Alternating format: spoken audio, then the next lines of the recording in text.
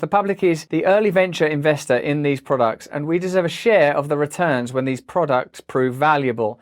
However, in the mid-90s, that business axiom was tossed out when drug lobbyists convinced the Clinton administration to repeal rules that allowed federal officials to require government-subsidized drugs to be offered to Americans at a reasonable price. What kind of president would throw out that helpful bit of administration? Oh, we don't look at this thing here. Oh, this archaic, useless bit of legislation. You see what it says here? This is risible. This belongs to a bygone age. Come on, what is it? Well, it says that if the government funded the research to a drug, and the government's funds, of course, come from you. They don't have their own funds. They've not got a lemonade stand out back. Their money's your money, right? Well, if they use that money to develop a drug, it says that like the pharmaceutical companies that then take on that drug and sell it to the public have to sell it at a responsible price. Especially, look, reasonable price. How dare you? How dare you ask for something at a reasonable price? What can I get it at? You can have it at an unreasonable price.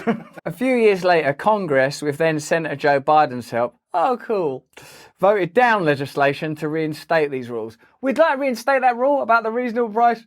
I don't think we should do it. And later, the Obama administration rejected House Democrats' request that federal officials at least provide guidelines to government agencies about how they can exercise their remaining powers to combat drug price gouging.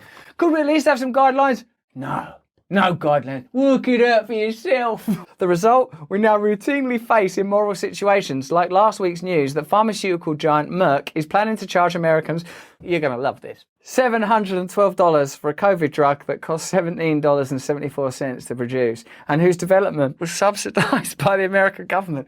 I mean, that's beyond ridicule.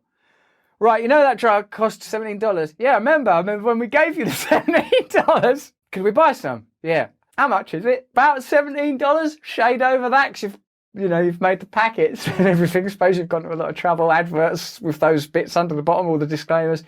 Yeah, it's actually those bits where it goes, may cause rashes. That has cranked up the price a little bit. Oh, how much? It's $700 now. Is that a joke? No, that's the price. That's just the latest.